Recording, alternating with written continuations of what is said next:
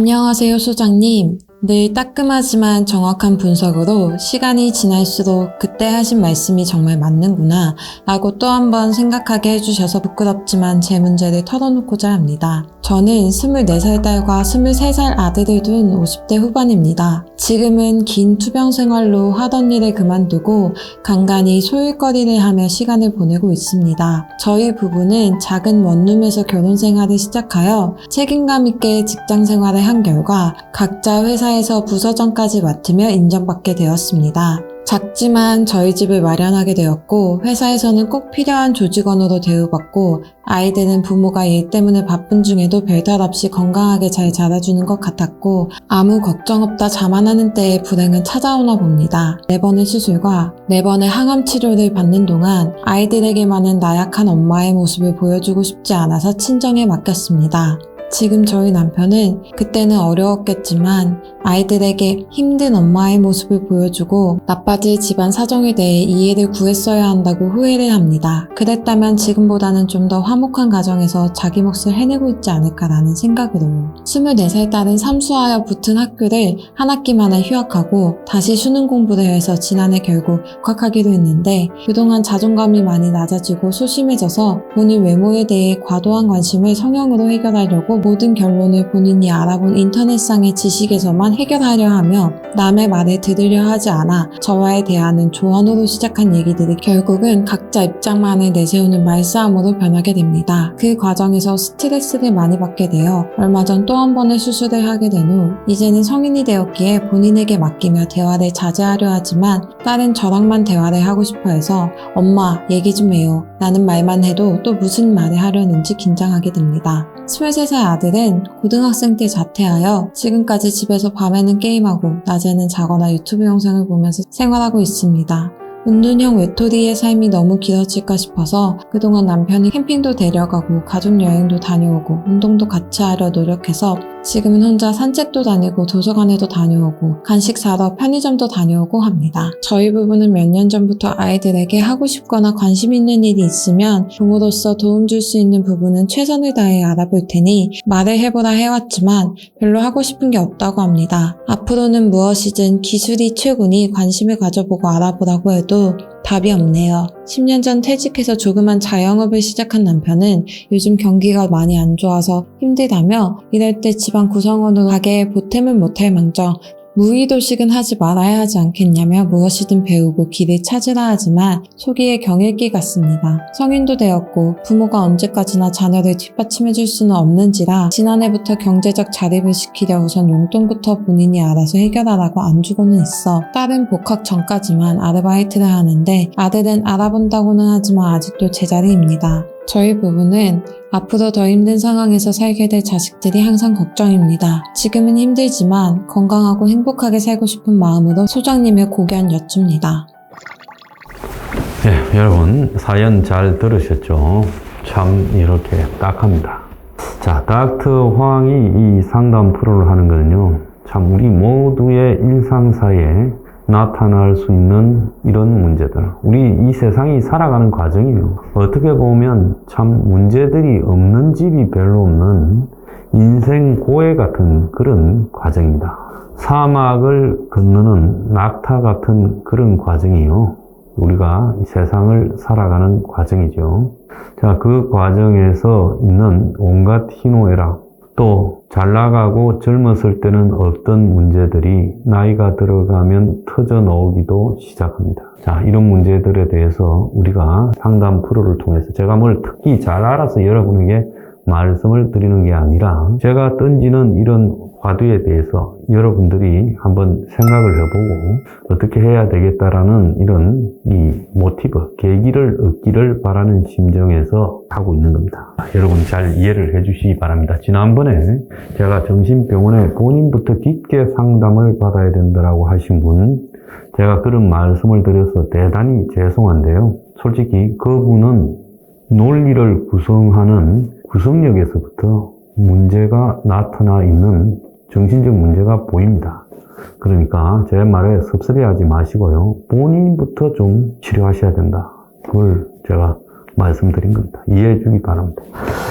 자, 오늘 이어 말씀하신 분들은요, 대체로 그 우리 사회에 어떤 소박한 성공에 집착하는 사람들, 그런 사람들에게 잃어버리기 쉬운 일종의 대가가 나타난 경우다. 자, 이분의 글에 보면요, 부부가 원룸에서 결혼 생활을 시작하여 책임감 있게 직장 생활을 한 결과 각자 자기 회사에서 부서장까지 받으며 인정받게 되었습니다. 그 작지만 집을 마련하고 회사에서 필요한 조직원으로 대우받고 아이들이 부모 일 때문에 바쁜 와중에도 별 탈 없이 건강하게 잘 자라주는 것 같았고, 그러다가 갑자기 이제 자만하는 때 불행이 찾아왔는데 4번 수술, 4번 항암 치료 동안에 아이들을 친정에 맡겨서 벌어진 문제라고 생각을 합니다. 자, 여기서 두 사람이 인식을 갖다가 하는 부분에서 문제가 있는 겁니다. 이분의 글을 보면 부서장으로 이 두 사람 다 각자 회사에서 인정받았다. 그리고 이 꼭 필요한 조직원으로 대우받았다. 이렇게 말하는 부분에서요, 두 사람은 직장에서 부서장이 되고, 부서장이라는 게 별개입니까? 부장급쯤 되는 게 부서장이 아닙니까? 근데 그게 된 부분에 대해서 두 사람은 굉장히 자부심을 가지는 것 같고, 직장에서 꼭 필요한 사람으로 인정받았다라는 부분, 이런 이야기들은 대체로 회사, 기업형 인간을 육성하는 과정에서 만들어진 가짜 신화지요. 부서장이 되고 회사에서 필요한 인재로 인정받았다. 이런 표현을요, 기업형 인간이 아니고는 이런 말을 잘 안 씁니다. 회사는요, 그 사람을 인정하는 게 아니라 그냥 소모하고 내보내는 거죠. 그래서 회사에서 인정받는다라는 인정 욕구라는 부분에 대해서 두 사람이 세상을 바라보는 시각에 조금 문제가 있다. 이럴 바에야 차라리 두 사람 중에 한 사람만 직장에 다니고 부서장이 안 돼도 좋고 회사에서 필요한 사람으로 인정 안 받아도 되지만 나머지 한 사람은 전업주부로 애들을 챙기면서 제대로 공부시키고 관리하고 그리고 훈련을 시켰더라면 훨씬 나은 결과가 있지 않았을까요? 그러니까 두 사람이 회사에서 각자 부서장이 되고 꼭 필요한 존재로 인정받았다라는 그 대가가 자녀 문제로 나타난 겁니다. 애들은요, 떼어지기 쉬운 유리그릇 같습니다. 특히 애들의 인성이 형성되는 과정, 3살, 4살, 5살, 그리고 초등학교 들어가고 중학교 마치고 고등학교 들어가는 요 무렵에 그의 인성에 대한 모든 컬러가 형성이 됩니다. 성격도 형성되고요, 대인관계도 형성이 되고 자신감도 형성이 되고 다 그런 겁니다.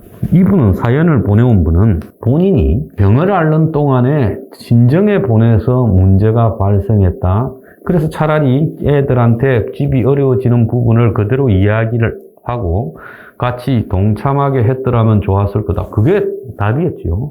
그렇지만은 사실상 암이 발병하기 전에 애들은 먼저 크게 문제가 드러나지 않았지만은 소극적인 성격, 자신감이 없고 그리고 언둔형 외톨이 기질이 형성되었을 거라고 보고 있습니다. 그래서 애들의 문제 발생 시점을 본인의 발병하고 연결해서 하는 거는 그건 본인 생각이죠. 친정에 보내서 그리 된 게 아니라 두 분이 데리고 키울 때도 애들이 맞벌이하는 부모 밑에서 꼭 애들에게 필요하고 챙겨야 될 관심에서 뭔가 벗어나 있었고, 두 사람은 직장 생활에 상당한 자부심을 가지고 거기에 방점을 찍었던 것이 맞는 거예요. 이따 글에서도 나오는 거예요. 닥터 황이 좀 냉정하게 말씀을 드려서 죄송합니다만은 두 분은 나름 소박한 성공을 했다고 자부하는 속에서 독이 숨어 있었던 겁니다. 그래서 정상적이면 투병을 해도 애들이 그 상황을 보면서 그대로 동참하고 또 부모의 고통을 느끼도록 해야 되는데 그러지 않은 이유는 뭐겠어요? 두 분이 항상 그동안에 갖고 왔던 성공지향적인 욕구, 그래서 어려운 것은 노출시키기 싫다. 나는 그 욕구도 성공지향적인 성격에서 왔을 거라고 봅니다. 나약한 엄마라는 모습을 보이기 싫다. 직장에서 성공했고 인정받았다. 지금 두 분이 직장에서 성공했고 인정받았다라는 게요, 사실은 아무것도 아닌 이야기인데 이 글에 그걸 써요. 두 분은 그게 대단하다고 생각하지만 제가 볼 때는 직장에서 부서장이 되고 나름 인정받았다, 필요한 존재, 아무것도 아닌 겁니다. 직장은 여러분이 돈을 벌러 간 거고요. 직장에서 뭐 개인적 성취가 있고 그런 거 없습니다. 그래서 그 직장을 중요시하면서 진짜 중요한 거를 잃어버렸다라고 제가 이렇게 좀 말씀을 드리겠습니다. 그래서 온열의 자녀 문제는요, 냉정하게 보자면 두 분의 책임입니다. 자, 그리고 두 분의 소박한 성공이 독이 되어서 자녀 문제로 나타난 거예요. 맞벌이 부모의 이 자녀 중에 한참 중요한 시기에 세심한 케어를 받아야 되는데 그걸 벗어나서 크게 문제가 없어도 흔히 잘 자라나는 정상 궤도의 이탈이 될 수 있다는 거죠. 근데 두 분의 관찰력이 바쁘다 보니까 그걸 놓친 겁니다. 애들이요, 싸움을 하고 뭐 일탈적 행동을 해서 문제가 되는 게 아니라 내부적으로 성격상에 맞벌이 하는 부모 밑에서 일탈이 시작되고 있는 게 있어요. 소극적이 되고 이 소외감을 느끼고 그리고 학교 가서 자신이 없게 되고 그리고 학원이나 돌리고 하면 부모는 애들 잘 챙기는 거라고 생각하지만 애들은 그 속에서 적당히 때우는 인생을 서서히 익숙하게 배우는 겁니다. 그래서 문제는 자녀들이 제대로 자리 잡지 못한 상황이 지금 있는데 이것을 내가 병이 나서 친정에 맡겼다라고 하고 거기에 원인이다라고 생각하는데 사실은 그때 이전에 성장기 10수년에 두 사람이 맞벌이를 하면서 부서장직에 올라가고 인정 욕구에 집착을 할 때 그때 잃게 된 필연적 결과일 수도 있다는 것을 이해를 해야 됩니다. 자, 그래서 자녀 둘 다 정상적인 방법으로는 저는 대화나 설득으로 해서 이 문제를 고치기가 어려운 단계에 와 있다고 봐요. 우리가 보면 자, 그거 뭐 간단해. 좀 애들이 좀 어느 시간에 변하는 타이밍이 오겠지. 혼을 한번 내면 바뀌겠지. 이렇게 생각하면서 조금씩 미루는 기간에 솔직히 말하면 정상적으로 사회생활이 잘 안 되는 수준까지 가버리고 나이가 20대, 30대를 넘어서서도 그런 상황이 지속되는 그런 경우가 생길 수 있습니다.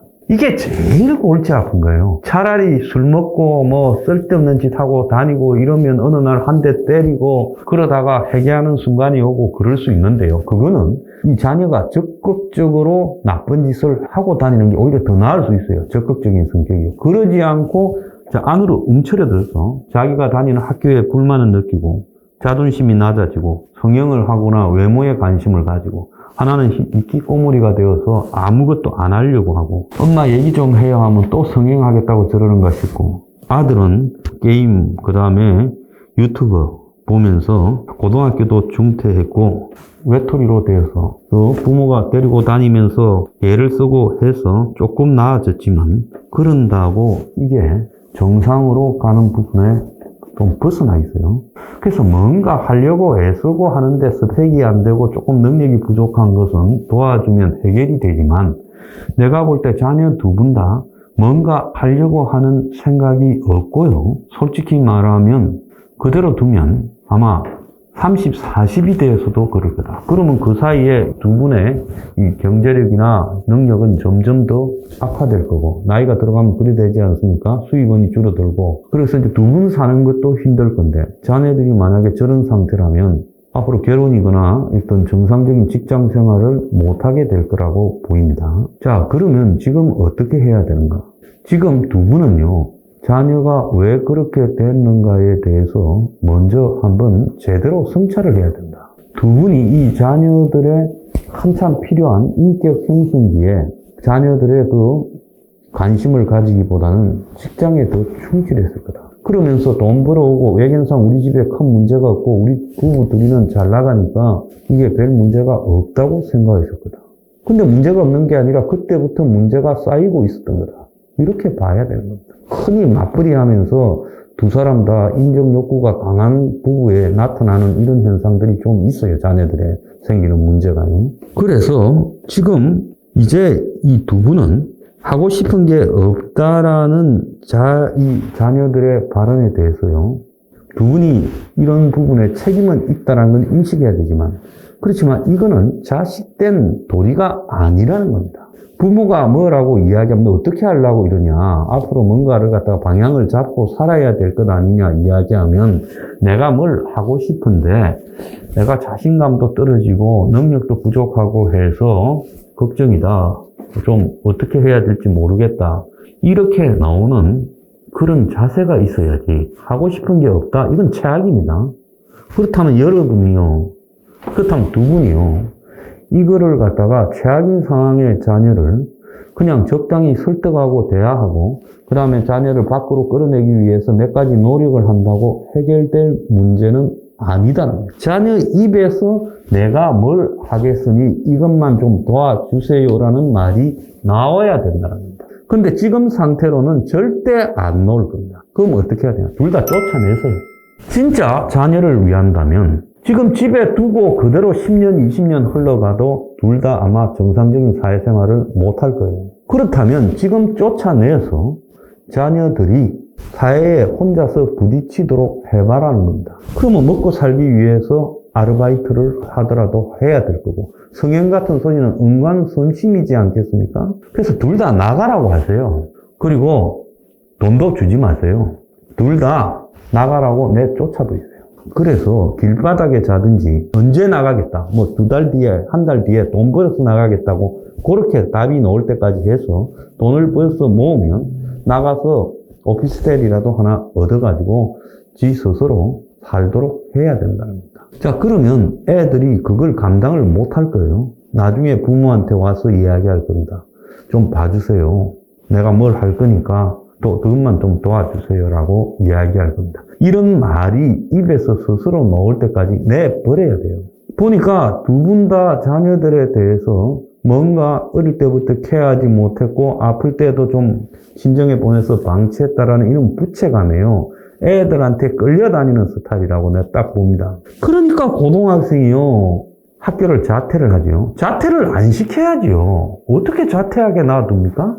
그래서 자퇴하도록 했다라는 것도 제가 볼 땐 이해가 안 되는 거고, 적어도 고졸은 돼야 될 거 아닙니까? 그 다음에 따님도요, 그 성형을 자꾸 하면 못하게 했어야죠. 그런데 그걸 갖다가 끌려다니면서 돈을 줘서 성형을 시켰을 거 아닙니까? 그리고 한 번쯤 대학에 들어갔는데 다른 데 좋은 데를 가려고 공부를 할 수 있지만 안 되면 거기서 말려야죠. 그걸 또 삼수학기까지 둬요. 삼수가 아니라 30수를 냈어도 안 됐을 겁니다.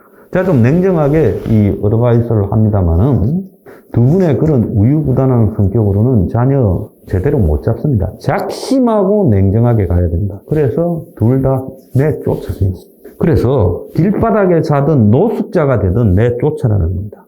그리고 경제 능력이 내가 볼 때 둘 다 없어요. 내쫓으면 둘 다 밖에 가서 생활이 안 될 겁니다. 그래서 지금 두 분 상황으로 볼 때 자녀가요, 정상화 될 수 있는 시간이 얼마 남지 않았어요. 일정하게 30 넘어가지고 30 가버리면 정상화 불가능합니다. 그러니까 지금 자식의 미련을 과감하게 끊고 내보내라는 거죠. 그래서 나가서 고생하고 고민한 다음에 돌아와서 제가 정말 잘 해보겠습니다라고 회개하고 집에서 뭘 할 거니까 이것만 좀 도와주세요라고 미래를 설정하면 그때 도와줘야 되고, 아니면 없다고 생각하고 선을 끊어라. 내가 볼 때 두 사람이요, 자식의 인질이 됐어요. 스톡홀름 증후군이라고 있죠. 납치범의 인질이 된 사람이 나중에 납치범에게 스스로 동화되는 현상을 이야기하는 거예요. 두 분이 자식에게 지금 동화되어서 끌려가고 있어요. 과감하게 여기에서 자식하고의 구분해서 끊어야 됩니다. 그리고 둘 다 나가라고 하세요. 정 안 됐으면요, 한 500만 원씩 주고 내보내버리세요. 그런 다음에 너네들이 앞으로 어떻게 살아갈 건지 답을 내기 전에는 오지 마라고 하고 끊어버려요. 그 다음에 그 자식이 어디 가서 굶어 죽었는지 얼어 죽었는지도 신경 쓰지 마세요. 그리고 냉정하게 기다리세요. 그래야 답이 나오지요. 오늘 이야기 좀 해볼까? 이거 어떻게 할래? 이런 정도로 될 수준은 넘었다고 제가 보고 있습니다. 눈에 보이는 것은 정리하기가 쉬운데 두 분 자녀는요, 눈에 보이지 않는 병이 들어있다는 겁니다. 아시겠습니까? 오늘 닥터 황의 처방은요, 과감하게 자식을 내보내고 끊어라. 그래서 절벽에서 밀어놓고 거기서 살아오려고 하는 의지가 있으면 건져줘라. 그러지 않으면 평생 질곡이 될 거고 자식은 자식대로 결국은 망할 거다. 자, 그렇게 제가 말씀드리겠습니다. 나의 삶 속에 쌓인 행복은 누군가의 절망이어도 같이 가는 길을 위해 너와 나 하나 되어 같은 꿈 꾸지 못할까. 내가 어딘 깊음 속에 그대 눈물 찾지 못해